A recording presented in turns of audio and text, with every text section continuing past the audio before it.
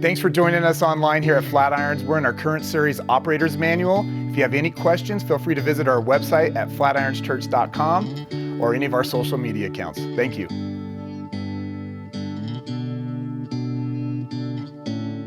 Hey, this is a man series we're in, and I'm like fired up because I did something manly last night. I went hunting, and by that I mean my wife texted me during church last night and said, "There's a mouse," and I went home and I owned that mouse. It's just gone now. And but hey, you like my shirt? This is a new shirt. Yeah, it's best state ever. But so these are online, available starting tomorrow. But right now I have the only one in the world. It makes me special. And but anyway, hey, let's jump right into this, okay? I want to jump into this teaching because pretty much from now to the end of this series, it's all going to be like heavy application. And here's what I mean by that. Over the last month, as we've been kind of unpacking all this, we've looked at the problem with men, right? It's taken a month to even touch it. But here's what we've discovered is that intentionally or unintentionally, somewhere along the line, men, we let go of something. We let go of what God said is true about what a man is and what we were created to be and why we were created to do what we were created to do. And so if I kind of sum up the last month like in one sentence, and if some of this doesn't make sense, you can just go online and catch up with us. But here's kind of where we've landed is that a man is an image bearer of God. A man is created to co-rule with God, not on our own, but with God. How do we do that? By working and keeping, providing and protecting everything and everyone entrusted to us, all right, with the glad assumption. This is what Ben taught us so well last week, with the glad assumption of sacrificial responsibility. So like that's the definition, that's the goal, that's the vision we have for our lives. And then last week Ben taught, and I think it's the best Ben's taught. I think he's knocked it out last week, but Ben took us through like the two main like distortions, or we're trying to image God, the misimages of biblical masculinity. And he threw out two words and taught us this, is that some of us are, we kind of lead by tyranny. You know, this is what we do sometimes, man. We rule from position. I'm bigger than you. I'm stronger than you. Do what I said, right? Or insecurity or selfishness. Some of us, we're really bad kings. We're tyrants. But then that kind of the pendulum swing over. The other side of that is a lot of us are really passive. We're failing to provide and protect by avoiding taking responsibility. And the lines we either say out loud or that go through our head a lot are lines like this. Hey, that's not my problem, right? That's not my fault. That's her fault, right? That's not my responsibility. And in both tyrannical and passive masculinity, the ones who suffer the most are not men. They're all those whom God has entrusted to us and are counting on us to truly be the good man God created us to be good kings, to be good husbands and fathers and sons and brothers, to be the friends the world's waiting on. They're waiting on us. So here's what we're going to do for the rest of this series, and it was going to wrap up next week, and then I thought of some more stuff, so we're going 3, because I'm digging this. Anyway, but for the rest of the series, we're going to go really heavy into practical strategy, right? We've talked about who we are and what we're created to be, so what does that look like lived out in real life? Where do we start? What do I need to start doing or do more of or stop doing or cut back on, whatever that is, so that everybody in my kingdom, and whenever I say kingdom, I'm just talking about those who God has entrusted me, my sphere of influence, my scope of responsibility. What do I need to do so they look back at me and say something to the effect of, oh, thank God, there's still a good man left. And that's the goal, isn't it? Oh, thank God, there's still some good men. There's still some good husbands left. There's still some guys worth dating, right? There's still some good dads, and I have a good dad. And so the first job description from this operator's manual, this Bible, right, that I want to look at a story that Jesus told. And this is how Jesus taught a lot, because he would take something maybe that everybody was familiar with. There's a lot of sheep stories in there. There's a lot of fishing stories and farming stories, because that's what everybody did. So when he talked about that, they immediately knew. So I want to take something that Jesus used as a metaphor, and then he would compare it to something that was less familiar, usually something spiritual. And what we're going to look at today is, he said, it's kind of like a house. It's like a house, and if this house is in good order, it's going to be fine. But if a house that is divided, it can't stand. That's that famous thing that Abraham Lincoln quoted when he's looking at our country. It's divided, and it's going to fall apart. He's quoting Jesus. So it's just like a house divided, a house is pulled this way and that way, it's gonna fall apart. So here's what I wanna do. I wanna take that metaphor that Jesus uses of a house, And I want to look at that same metaphor, and I want to apply it to our roles as men. Now, again, everything I'm going to say applies to pretty much everybody listening to my voice right now, but I'm going to zero in and target men. And ladies, you'll be glad going, you're talking to him, not me. All right, so that's fine, all right? So it's found in three of the four Gospels. The Gospels, Matthew, Mark, Luke, and John, are the biographies of Jesus. There's 3 versions of this in there, so it's pretty important. Okay, so we're in Luke. There's 3 Bibles in the back of every auditorium, but just get one later and just follow along. All right, so this is Jesus talking. He's just talking about a house divided can't stand. Now he says, when a strong man, and that's what we're going for, when a strong man, fully armed, what's that mean? It means fully prepared to do what needs to be done. I'm ready to go. When the strong man, fully armed, guards his own palace, guards his kingdom, guards his garden, whatever that is, his goods are safe. And in this case, a man's goods are everything God's given to him, everything within his kingdom, everything in his scope of responsibility. Jesus says they're safe when the man guarding them, is strong and fully armed and prepared for anything that might attack him or his house. Everybody following me? It's a metaphor we're gonna get to, all right? Keep going. But when one's stronger than he, so you're guarding your house and you think you're fully armed, but then here comes somebody stronger than you, all right? But when one's stronger than he attacks him and overcomes him, he takes away his armor in which he trusted and divides his spoil. Now, I want to break this down, okay? It says that when somebody's stronger than the one who's been charged with guarding this house, guarding this kingdom, comes in and they're better armed, they're better prepared.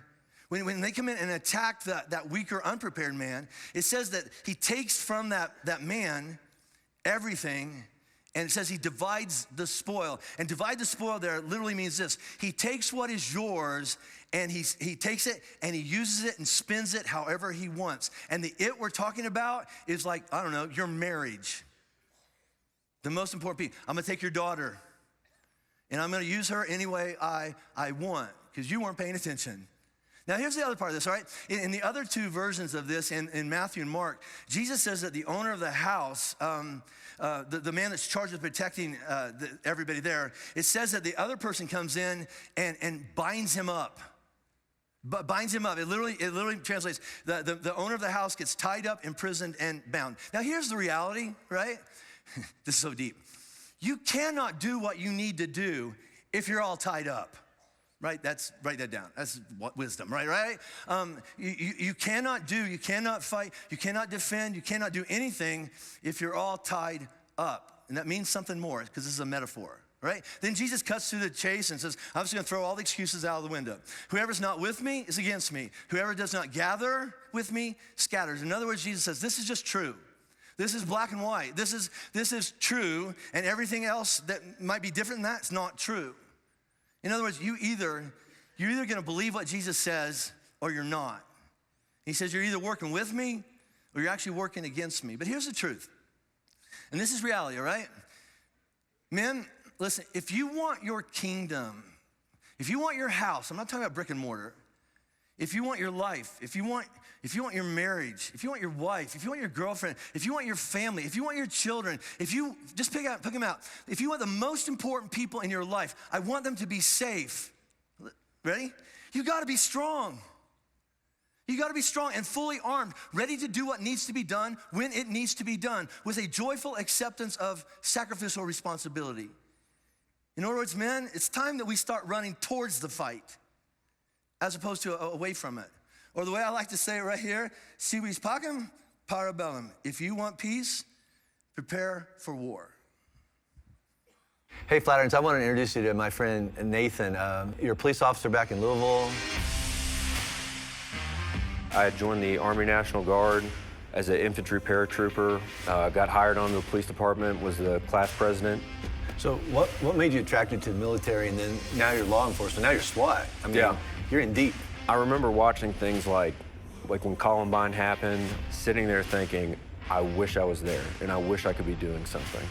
What the military and law enforcement teaches you to do, we say it jokingly, always look cool. Really what that means is always look like you have things under control. Look like you know what you're doing, stay calm. All right, so you have this keep up a front, stuff your emotions. How's that work in marriage? Not well at all. Yeah. Talk about that a little bit. I was a passive husband because I would not stand my ground for anything. If I thought I was going to get too much kickback to where my wife at the time was going to leave me, then I would buckle. Okay, whatever needs to be changed, we'll change it to get. I just want things to be happy. So no it's very conflict. different. So in your job, you're like stand your ground. Oh, absolutely. At home, Yeah. passive. When you and I met, you were right in the middle of a divorce. You had a 2 or 3 year old and one on the way. Yeah. I thought I was going to lose my house. I really didn't know what was going to happen with the kids. I don't feel like I have anybody, and I don't remember the last time I did. I just wanted this joy that apparently every other Christian had but me. So fast forward, I'm with a police chaplain, Bill Weedman. So he takes me out to dinner and we're unpacking life, and he's asking me these really intrusive questions like, what do you want to be in life? And I was like, well, I don't know, I guess a good man. Well, why don't you think you're a good man? And we're in the middle of Texas Roadhouse. I'm like, man, shut up. Can we leave? I'm SWAT, I don't cry. Yeah, yeah. Be cool. I'm like, something's in my eye. I said, yeah, you know, I want to go to this thing called the Crucible I heard about. He said, well, how do you know about the Crucible? I said, oh, I listen to this church out in Colorado, Flatirons, a guy named Jim Bergen. He's like, man, I'm really good friends with Jim. And I said, I know what you bull. said. Yeah, you bully. Yes. Yeah. And It's Flatirons, it's all right. Yeah. so he texts you, I think right there. Yeah. And but I think I landed on a Reverse engineering. reverse engineering. That's where this came from. Yeah. Yeah. I remember listening to that, and there was truth in there that I could say, okay, that is a part of my life I need to fix, but I didn't feel beat up afterwards. For the first time in my life, nothing was getting better, but I said, I'm going to refuse to let go of God. So Luke's 3, almost 4? Almost 4. He'll be All 4 in right. about a month and a half. One thing me and him do is once I get him out of Sunday school or Saturday night school, we go down and we pick up the communion cups and any programs or trash left behind. And it's just my way of teaching him, you're not above picking up people's trash. In fact, you're taking care of your house, you're taking care of your kingdom. So you're modeling leadership. You're trying to teach them this is what God looks like, this is who God is to you. So if I had Luke here, and he had the words and the language to do it, and I said, Luke, tell me about your dad, right? Mm-hmm. What words do you hope that he would use to describe my dad is? My dad's a patient, kind, loving, strong man, and he'll do anything for me. Which sounds like who? Sounds like God. Tell me about your dad. Spartan Warrior guy. I liked 300, the first one anyway. Oh. And I have 2 blue ribbons for my boys, and because those are what I'm responsible for. Those, at least, are in my kingdom. I don't care if they want to be or not. They're in my kingdom. That's just a reminder, not just to myself, but it's also to let everybody else know. Like, if you want to come and take what's in my kingdom, maybe you're stronger than me, maybe you're better than me, but you're not going out the same way you came in. Yeah, right. I'll tell you that right now. I'm not afraid to take a stand. It's been a ride. Everybody, Guess I had to go to that place to get to this one. Now some of you might still be in that place, just trying to get out. Just follow me. I'll get you there. When this began, I had nothing to say, and I get lost in the nothingness inside of me. I was confused, and I let it all out to find that I'm not the only person with these things in mind. Inside of me, but all the vacancy the words revealed is the only real thing that I've got left to feel. Nothing to lose, just stuck, hollow and alone, and the fault is my own, and the fault is my own. I'm not afraid. I'm not afraid to take a stand. To take a stand. Everybody, come take my hand, come take my hand. Walk this road together through the storm, whatever weather.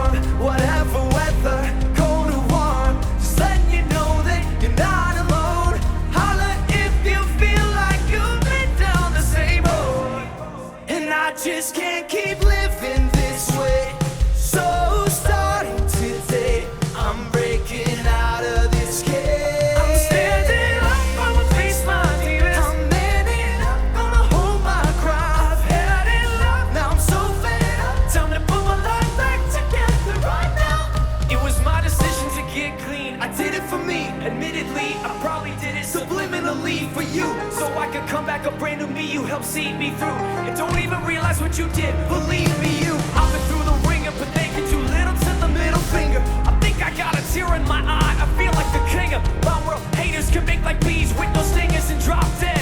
No more beef flingers, no more drama from now on. I promise to focus solely on handling my responsibilities as a father. So I solemnly swear to always treat this room like my daughters and raise it. You couldn't lift a single shingle on it, cause the way I feel, I'm strong enough to go to the club or the corner pub and lift a whole liquor counter up, cause I'm raising the bar. I shoot for the moon, but I'm too busy gazing at stars. I feel amazing and I'm not afraid. I'm not afraid to take a stand. To take a stand. Everybody, everybody, come take my hand. Come take my hand. We'll walk this road together through the storm, whatever weather, cold or warm. Just letting you know that you're not alone.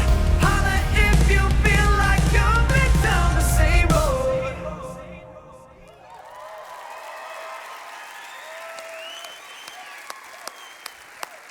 Oh. They asked me to sing that, and I said, no, let the kids do it. It's, yeah. Hey, so men, that's what we're gonna do. For the next 3 weeks, we're just gonna go to war. We're gonna prepare to go to war. What are we fighting for? Peace. The Hebrew word for peace is shalom. Shalom translates this way, as God meant it to be. That doesn't happen on accident. We're gonna have to fight to make it happen. So the rest of the series, we're gonna jump over to another part of the Bible. It's the book of Ephesians. And again, there's free Bibles back there. Grab one on your way out. But it's a letter that a teacher named Paul wrote to some people who live in a part of the world called Ephesus. And he writes them a letter because they're trying to figure out, what does life look like as a man, as a husband, as a father? What's parenting look like? What's business look like? All the really big important parts of life. What does that look like now for me, now that I'm trying to follow Jesus? I know what it was like before. Now I'm trying to keep my eyes on Jesus. What does it look like to be a good man? And so we're going to pick up in this part where Paul has just finished several chapters kind of describing or painting a picture of what it looks like to be a good man, to be a God image-bearing man, husband, father, friend, all right? And it's like, this is the story I make up in my head. I think he reads through what he's written and maybe reads it to some people around him before he sends the letter off, and the look on everybody's face is like, that's gonna be impossible. That sounds really hard. And just so you know, man, everything we're gonna talk about for the next 3 weeks, all right, it's gonna be really, really hard. And so I don't know if this is true. Maybe he writes this part to go, okay, are you ready to do this? Because it's really important.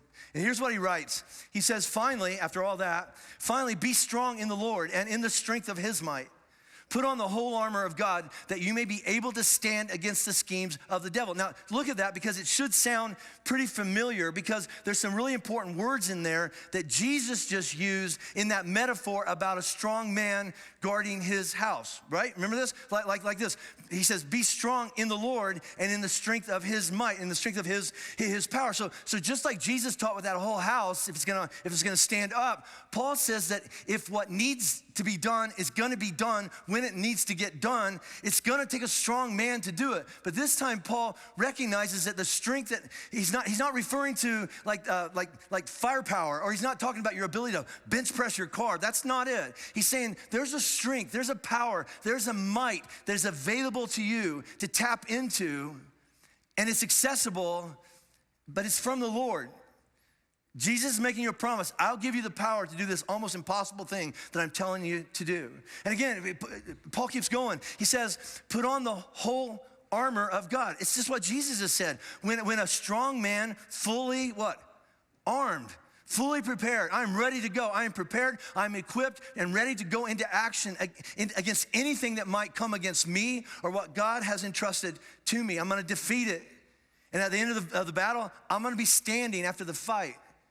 And in this case, what's coming after you? What is coming after all those that God has entrusted to you? He says you're going to take a fight against the schemes of the devil. And you look at that and you go, what's the scheme of the devil? Well, you mean Satan's against all of us? Probably. He wants us all to burn in hell. Maybe that's what it means. But here, it's very, very specific, all right? Schemes means a very specific scheme or a very specific plan of attack against not all the men of the world, against you. Specifically you and your marriage and what God has entrusted to you. In other words, if you've been in the military, this can make sense. You've been reconned. You've been scouted. Somebody's been watching you, right? Trying to figure out, where are you strong? We don't want to attack him there, but where are you weak? Where's that place in your life that every time something hits that, you screw up and everything falls apart? And Satan's saying, I have a very specific plan formed against you. You. I don't know about the guy down the road from you. You. And I have a plan for your marriage, and I have a plan for your son. I have a plan for your daughter. I have a plan for your mind. I have a plan for your joy. I have everything. Everything that God has said, you take care of that for me. He says, I'm coming after the most important parts. Now, let's be honest. That sounds kind of weird. That sounds spooky and sci-fi, something like that, right? Or at least churchy. But, okay, even if you don't believe it, haven't you felt that before? Haven't you ever felt like the whole universe is like it just keeps messing up that part of your life? It's like you have that one part of your life, and it's like, it just like circumstances or whatever, keep hitting it over and over and over, and you finally go like, okay, that's enough, but that's not enough. It keeps coming over and over and over, and it feels like it's just coming after your body. It's just coming after your flesh, your health, your what you think about or something like that. But let me just tell you, this is what Paul's going to teach us. Whatever you're being attacked in your life, man, it's just the playing field. There's more at stake. There's something really, really deeper that's going on than just what's attacking your body. Paul says this. He says, hey, let's just be clear. We're not wrestling against flesh and blood. This is not our problem, right? We're going to get more specific about that in a minute. We're not wrestling against flesh and blood. We don't wrestle. We're actually wrestling against the rulers. We're wrestling against the authorities. We're wrestling against the cosmic powers of this present darkness. Right? We're wrestling against the spiritual forces of evil in the heavenly places. And heaven is not someplace else. He says, listen, Satan's coming after you all around you, the space around your head. He's coming to your house. He's not just doing the world. He's watching you, and he's coming after you. And listen, the war, this metaphor, this war against your sexual thoughts that get dark sometimes, and we all know what I'm talking about. And the things that tempt us, sexually, right? It's not just a sexual temptation. It's not just a physical thing. It's not just hormonal. It's not just guys are guys. It's not that. It's spiritual. And here's what I mean by that. Because there are certain parts of our life, if we fail there, the collateral damage takes out so much more than us. I mean, it's bad enough it just took us out. But it doesn't, all right? It takes out me, and then it takes out my marriage, and it wipes out our children. And some of us lose our faith because we screwed up that part of our life. So I'll use myself as an example, okay? And there's no shortage of stories of pastors that have screwed up, all right? Don't comment on that, all right? Or leaders, all right? But here's what I'd like to say. I'm just gonna talk about me. I don't know about them. I would love to say that the reason I've never had an affair or I've never made this huge sexual mistake in my life, I would love to stand up here and go, it's just because I love Jesus so much. I love Jesus every day. Every day is I would love to say that Jesus alone is what keeps me on the straight and narrow. And let me say this, most of the time Jesus is enough, right? Most of the time. But there's sometimes when, I even with Jesus, I start going off the rails, okay? So here's the thing that keeps me kind of on track. I have this thought that goes through my head a lot. It goes like this. So what happens if I screw this up? What happens if I make this mistake on a really bad day and I mess up sexually? What could happen?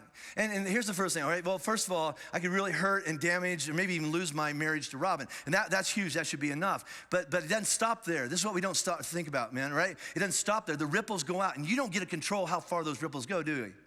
Right? So I rip away my family's stability. I rip the foundation out of them. All right? And I take away their financial security. Right? I never thought of that when I did what I did. All right, and here's where the ripples go. It's my wife, it's my kids, and I got grandkids. Will I ever be able to see them again? I never thought about that. I've got almost 200 people on staff that look to me and go, you're the leader. We have hitched our wagons to you. We've staked all of our families, kind of life on following you. And if I mess up, they lose all that. I got some friends. Here's the other thing I was thinking about, talking to Robin about the other day. I have thousands and thousands of men across the world who listen to me and count on me and trust me, all right? And if I screw up sexually, here's what they're all gonna go. See, it doesn't work. Jesus doesn't work. It didn't work for him. It didn't work for Pastor Jim. I know it's not going to work for me. And they're going to turn their backs on, not Pastor Jim, who cares, all right? They're going to turn their backs on faith. They're going to give up on God, right? And let's be honest, doesn't that explain why a lot of our faith took a hit? We really put some confidence in somebody and they let us down. And we just walked away from Jesus, right? I mean, wouldn't you say, well, this is my story. I would say that the number one thing of junk in my head that I wrestle with as an adult is some stuff in my past. Someone that we trusted, someone we counted on, someone who's supposed to be there for us and take care of us, failed. It messes us up 40 years later, right? Anybody relate to that?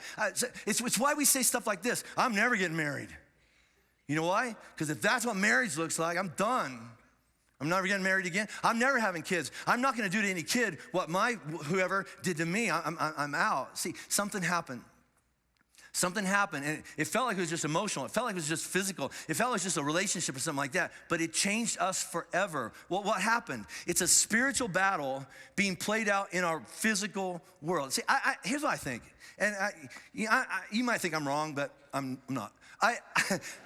This is how I think Satan targets me specifically, and I think that this is going to count for a lot of you. You're going to understand this. I think he looks at me and goes, if I can take him out, if I can take that man out, if I can take that husband out, if I can take that dad out, if I can mess up that boyfriend, here's the thing, all right? Then I have a chance of taking out everybody connected to him, which is why Paul says, hey, men, you better be strong.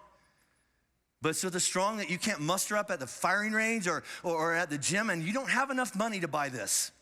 You can't buy it. You got to find it somewhere else. Well, where am I going to find strength like that? You got to be strong in the Lord. That's Jesus. You got to be strong in the Lord and in his power. It's available. We just got to tap into him. Now, here's what's probably going on in a lot of us men, right? We're going, I would like that. I would like to be strong. Yes. How do I have that? How do I tap into that? How do I become strong? How am I going to be prepared for this battle? Well, let's keep going, right?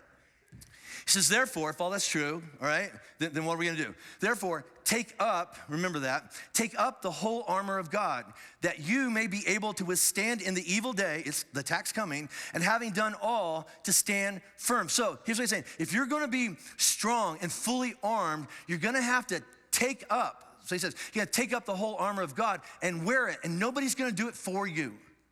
Nobody's going to put it on for you, this whole armor of God. Earlier, Paul says this, put on the whole armor of God and wear it. But again, no one's going to do it for you, and so you got to take it up. How's that translate? Men, we're over here, and whatever he's talking about is over there, and it's not going to do it for us. It's not going to jump on us. We have to leave where we are. We have to actively do something to reach out and take hold of it and put it on. It's over there. I have to do something. Why?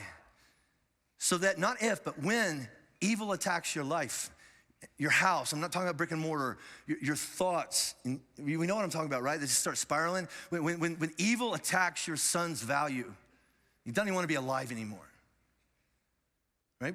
Right? When evil attacks your daughter and says she's not worth anything, you're going to fight. And when the smoke clears, you and everybody connected to you within your scope of responsibility, you're standing up. You're going to be okay.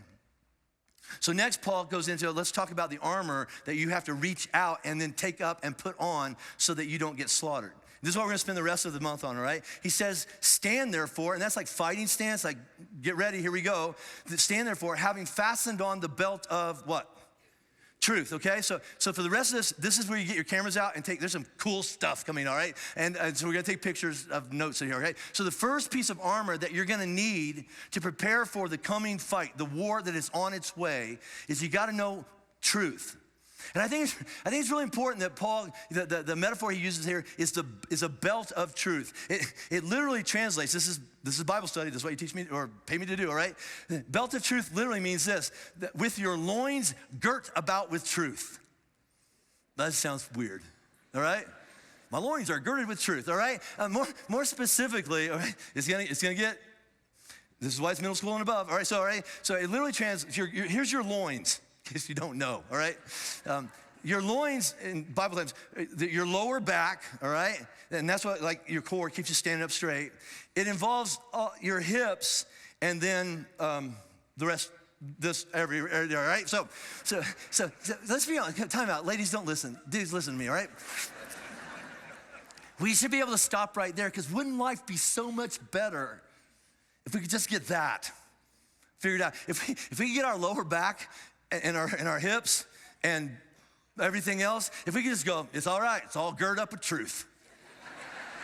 Right? You're on a date and she's like, hey, baby. I'm like, I'm sorry, doesn't work unless it's pointed at truth, right? I mean, it'd be like, that's, I'm telling you, life would get better.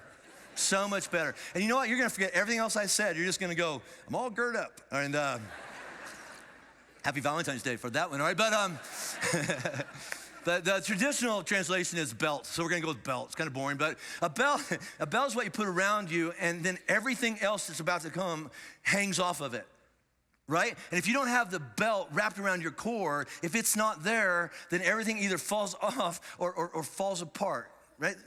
So the goal here is at my core, everything that comes next has to be hanging on what God says is true. So let's just make sure we're all on the same page. When I say truth, or when Paul says truth, here's what we're talking about, all right? God's truth, picture time, God's truth is what God says is true. It doesn't matter what Jim thinks is true, or what Flatirons tries to tell you is true. It's God, okay? God's truth is what God says is true, and how God says every part of that life works. So the basic definition is God says that's what it is, that's why I made it, that's how it works the best, and everything else is a lie. You following me? This is why I did that. This is why I created it. This is what I want it to do. This is what it works best. And everything else, it's not true, which is our biggest problem. Somewhere along the line, we let go of what God says is truth, and we exchange the truth of God for a lie, which is why we have to strongly armor up against what is not true. And so our job as men is this. We have to identify what's really going on. This is what we're going to look at practically. We have to look around, what's going on in my life, in my family, really, right? And then I gotta fight for truth and fight against and defeat the lie. And for that to happen, just do the math. The only way to recognize what's coming after you that's not true, the only thing that's coming after you that doesn't agree with what God says is right and true, is gonna attack your family, is simply this. You must be able to know. Man, I'm talking to you, right? You must be able to know, recognize, and compare what's happening around you in your marriage, in your family, with your kids, and compare that to what's really true according to God. The way you recognize what's wrong is you compare it to what's right. So this is like the people in the Treasury Department. The way they identify counterfeit money is they don't get examples of all the counterfeit money, and there's just too much. So what do? They study the plates. The printing plates. They studied the original and they go, I memorized that so well that if that doesn't look like that, that's fake. It's a lie. So we gotta know what God's truth is. And we go back to his word, this operator's manual, and it is full cover to cover of God saying things like this. This is what it is, this is why I made it, this is how it works best, and everything else is a lie. And everything else is a lie will kill, steal, and destroy everyone in your kingdom. So how are we gonna do that? How will you be ready, armored up, and prepared to recognize what's true? That's true. And then recognize what's not true and threatening your family. What's your strategy? Here we go. So I'm gonna lay out 4 steps, four parts of a strategy. And it's not do 2 out of 4. It won't work. It's not, I do some of, no, it's all 4. Well, what makes you say that? Because this is my strategy. And I'm still standing. All right? So, picture time, all right? And if he didn't take a picture, ladies, you take a picture. Send it to him later. All right, so how am I gonna be ready? Here's my strategy. You read and study God's word to learn and recognize his definition of truth. And here's what most of the people just said. Oh gosh, I can't read the Bible. I've tried. I get about 3 chapters in and it's just, right? So I don't understand the Bible. I know, it's really hard. Some of it's really, really confusing. So what am I gonna do? Step 2, be in church. Ta-da, all right? Why? To hear how God's word and truth are applied to real life. That's what we're doing right now. We're taking stuff from 2,000 years and going, dude, it still works in real life. I'm not saying we're the only place. There's all these resources out there to go, I want to understand what God has in mind for me. And listen, the more you get into this, here's the defenses are going to come and go, that sounds hard. I know. Here's step 3, all right? Ben taught this last week. You're going to gladly assume sacrificial responsibility. There's stuff in order to be the man that you created to be, it's going to be inconvenient and it's going to cost you something, but it's your job. It's your responsibility. Nobody's going to do it for you. All right, so that sounds really, really hard. I don't know if I can do that by myself. Where have you ever heard that being a strong man running after God, you're supposed to do that by yourself? Here's what's working for me. Surround yourself with men who are running after the same truth and will fight with you. It's the only thing that's kept me married. It's the only thing that's kept me, doing what I do. It's the only thing that's kept me from spiraling out of control in parts of my life. So there they are. You got to know God's word, be in church and unpack it. You got to accept this responsibility, and then you got to surround yourself with some men who are running after the same thing. Okay, Jim, can you give me some examples of what that looks like in real life? Oh, yes. I can, all right? And this is where it gets tough. This is where I had people walk out on me last night.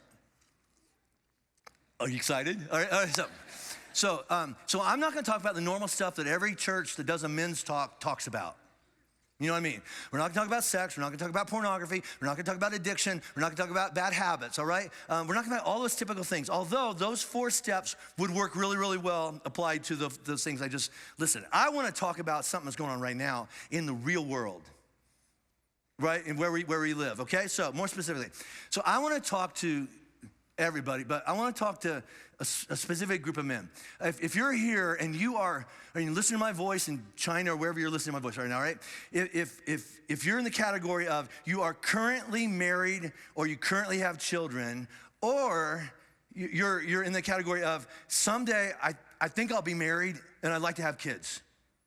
Right? So you're either there now or you think someday I think I'll get married and have some kids and stuff like that. All right, so, all right. I want to talk to you. And even if you're 15, listen, now is the time to armor up, okay?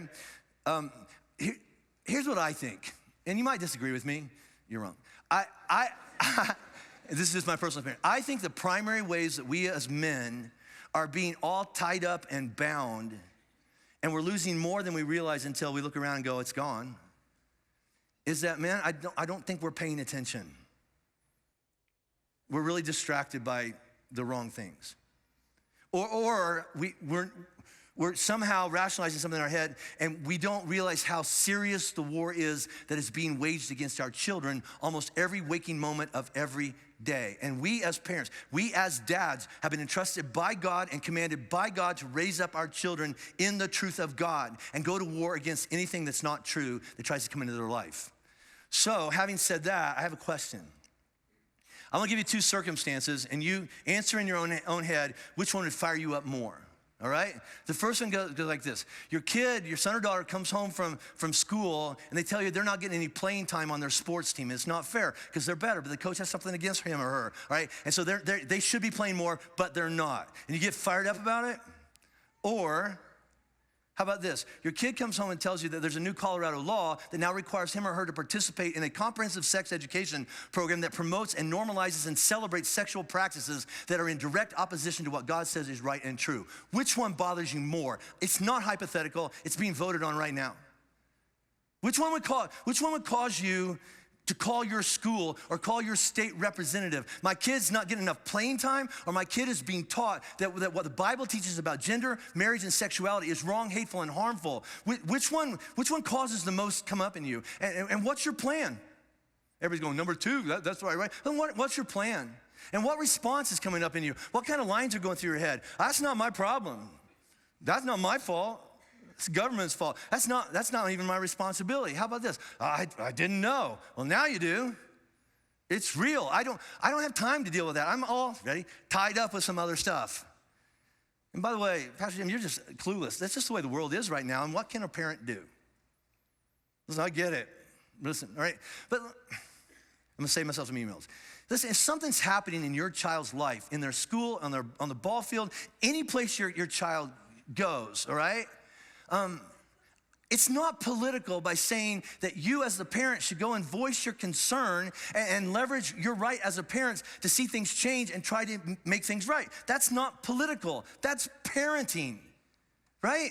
See, we will never, think about this, we will never stand before Jesus and be able to say, yeah, I know, it's crazy, wasn't it? I know it's wrong, and personally, I didn't agree with it, but that's just the way it is. That's just what they're being taught in schools, and I'm not against teachers, because most teachers I know, they don't have a choice in some of this stuff, all right? But it's like, it's not just school, it's every movie that my kid listens to, every song that my daughter listens to, and it's just peer pressure, and Jesus, it's just the world we live in. Do we really think that Jesus is gonna look back at us and go, whoa, I had no idea. I had no idea, it's just jacked up in there. You're right. Doing nothing, that was probably the right choice. Do we think that? Of course not. So what are we going to do when our children, who live in a world that seems to embrace everything except God's truth, are being taught and pressured to exchange the truth of God for a lie? And the answer has to be something like this. You're gonna be strong, maybe for the first time, in the Lord, and you're gonna put on the full armor of God, and starting with truth, according to God, you're gonna go to war for your family. We're not fighting against people like that, people that believe like that, people who do stuff like that. That's flesh and blood. We're fighting on a deeper level for our family. Well, how am I gonna fight for my family? I just gave you 4 steps. Let's review them again. This is your second chance to take a picture. How about this? You're gonna read and study God's word to learn and recognize what he says is true. But Jim, the Bible's confusing. I don't even know where to start, you know? I know. So you're gonna come to church week after week after week. And I don't know when God changes your life, but it just kind of washes over you, and you look back after a year and go, I'm just different.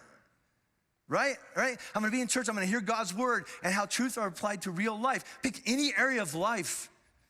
I just threw out one, but pick any area, like sexuality, gender, marriage, racism, finances, drugs, alcohol, all the things that our kids have to deal with every single day. We may not be able to control everything that our child is exposed to when they are away from us, but it is still our responsibility to know about all of those things and be able to speak into them of what God says is true about them and how he defines what is right and true. Why? So that you are ready and you are fully prepared and you're equipped to take your stand against the devil's scheme against your son or your daughter. In order to do that, you're gonna have to open up God's word. Nobody can do that for you. So you're ready to teach your child. You have to teach your child what God says is true. And go, I don't know how to do that. It's not complicated. It means you go out and you buy a Bible. You get one in the back. You go to a bookstore and you buy a children's Bible and you sit on the edge of the bed and you read them Bible stories. You teach your children what is true. You hear. You sit together in church. Some of you are doing that right now, and you're having to wake your kid up. Like, that's love. Bam. Right? You guys wake up. Right? You're gonna pick your kids up from kids ministry in a minute, and before lunch, you just unpacked. So what did you learn in your class today? Right? And then compare it to what they're dealing with in other parts of their life. It's a good place to start, right? So I believe we have the best, I really do. I've been on staff at several churches. I think we have the best kids ministry in the world. I do. Cheers to that, all right? I really do. But they have our kids ministry has 2 missions. One is to teach your children about Jesus and what he says is true about them. The other thing is, our children's ministry, we want to set up parents for a win, because let's be honest. All right, you hear I'm a spiritual leader in my home, and I go pick up my 3rd grader, and he or she tells me a story about Jesus. I don't know what he's talking about. Like, Dad, did you know that Jesus? What? No, all right? And then you just feel stupid. So we're on it. We're on it. So if you go to flatironschurch.com/kids, everything your kids are learning over there, it's right there. We're setting you up so well. You can sit on the edge of your kid's bed tonight, and you can have a cheat sheet right down here. Right? You'll look like Jesus. I mean, your dad, you're like God. I know, all right? And there's all here's what we talked about. Here's the story. Here's some history. Here's the questions to ask your kid. You ready for this? And the answers are there. You don't even have to answer them. It's like, I know the answer to that. And they're like, Dad, you're like my teacher. You are their teacher. Right? You are their teacher. I'm not. And that sounds really spooky, all right? I know. So how about this? You have to gladly assume it. Jump into it. Here we go. I'm gonna run towards the fight. I'm gonna gladly assume sacrificial responsibility. It's gonna cost me some stuff. It's gonna be inconvenient, but no one else is gonna do it for my kid. Hey, Dad, write this down. You're the leader. You're the leader. I'm not. You're the teacher. God never told schools to teach our kids about God. He told you to. Your dad, it is your primary duty and responsibility, and anything that ties you up or gets in the way of that has to be reprioritized and moved to the side. And that means the things that you plan to do take second place to the thing that needs to be done when it needs to be done. Ben nailed it so well, this is the first step last week. Just get off the couch. You want to give you an act of worship? Unload the stinking dishwasher. So that's worship? Some lady just clapped. Yeah, to her it is. It means you value her. You play with your kids, right? It also means you have to actively involve yourself in your child's life. I've been talking to a lot of teachers, and you know what the most poorly attended thing by dads is? Parent-teacher conference. So, well, yeah, but I work. Well, you sure find time to get off for golf. What priorities, right? It means you have to be at their ball games. You go to any ball field around here, and it's full of moms. Way to go, moms. Where's dad? Doing something else. Message received. Right? And there's times when you can't do it, but where you're prioritizing as much as you can. You're at their concerts, you're at their plays, you're having daily conversations about the day. Now, here we go. This is gonna just tick off every high school, middle school person in here, okay? Dad, mom, listen, all right? You should have unlimited access to their phones and all their social media. You should have all their passwords. You should talk to their friends' parents about what's going on. You should drop them off, and you should pick them up. And then you should check up on them several times. There's apps for this, all right? And check in, are they where they say they should be? Now that sounds like a hassle, that sounds inconvenient, and it sounds really intrusive in my kid's life. They might think I don't trust them.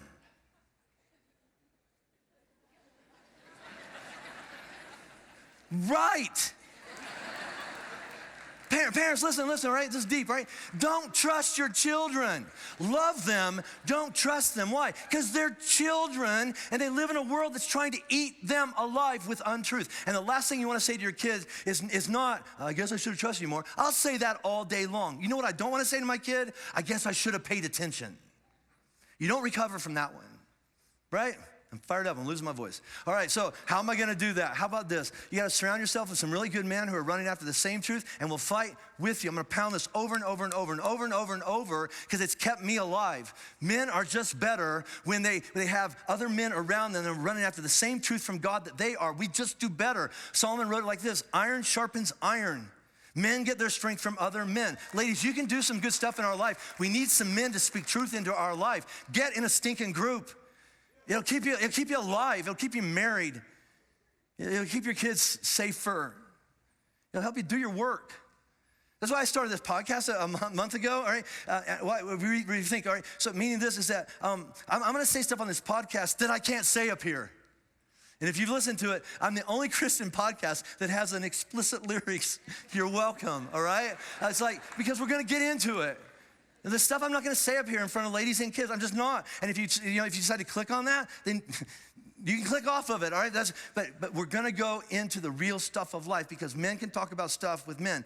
Men, we talked about this on the podcast a few weeks ago, is that before you go home and have a conversation with your wife, I just need to say it out loud and realize how bad that actually sounds before I throw it at my family. It'll keep you married, I'm telling you. So last question, we'll wrap this up. If God really is God, and I'm gonna say he is, and God's the one in charge of defining what's true and what's a lie, man, what's your plan? What is your strategy to be strong? Well, I'm not really strong. Okay, what are you gonna do to get strong? And be fully armed? Well, I don't even know what that means. Well, what are you gonna do? What's your strategy to be fully armed? Well, I don't really have a plan. Yes, you do. Your plan is to not. Your plan is to fail, right? Well, so here's what I'm gonna run after that, so that you are ready to go to war on their behalf. And what would be the reason that you say, I'm not gonna do that? I'm not gonna warrior up, I'm not gonna get strong, I'm not gonna get prepared. And if you were to stand in front of Jesus and tell him why you didn't do what he counted on and trusted you to do, is that what you wanna stick with? And maybe you wanna rethink it. So here's the whole application. Then I'm gonna pray, and we're gonna sing a song and go eat meat or something, all right? Here's the application. I'm gonna go to war with the belt of God's truth. I'm gonna go to war with God's word, and I will protect my children. I will. I will protect my wife. I will protect my marriage. I will protect my mind.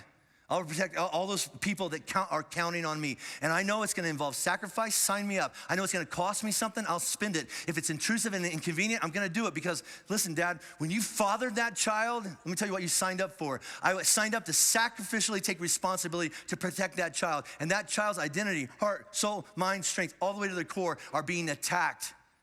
They're under attack. So listen, right? Jesus tells a few of you to leave everything behind and go to another place in the world and do something great. Just a few of you. God tells a few of us to become pastors or teachers or public figures or missionaries, something like that. He tells a few of us to do that. God tells every man to pick up and put on the full armor of God, including the belt of truth, and go to war for those whom God has entrusted and given to us. And do what needs to be done, provide and protect, work and keep, sacrifice, do whatever needs to be done so that those in our kingdom can experience grace and joy that they were meant to do. How are we going to do that? If you want peace, you're gonna have to fight. You're gonna have to go to war in the strength of the one who sends you. Amen? All right, let's stand up. I'm gonna pray. Whew, I'm tired. God, you're so good. So I'm gonna pray a prayer with my words, but I think I'm gonna speak for some men. God, we wanna be your men. And that just sounds overwhelming, and we don't even know what we're doing, but we know that we've lost too much and we're not living in the strength that we were supposed to live in. And so we're gonna tap into Jesus and his power and his strength, and we're gonna get strong with your strength, and we're gonna get fully armored because there are people that are counting on us. So God, if you'll have us, we're your men. And God, I just have a feeling that right now, anybody that's listening to my voice right now, there are some kids and some women who are crossing their fingers and going, God, help him believe that's possible for him. I believe it's possible for my wife, for my husband. I believe it's possible for my dad. He doesn't believe it. So God, will you do something in this man that I love so much and tell him who he is and what is possible for him. That's why I married him. He forgot. But Jesus, you have not. And all things are still possible in this man that I love. And so God, if you'll have us and you say you promise you'll give us the strength and courage that we need, we will be your men and we will fight for that which you have entrusted to us. And we'll do it in the name of Jesus. It's in his name I pray, amen.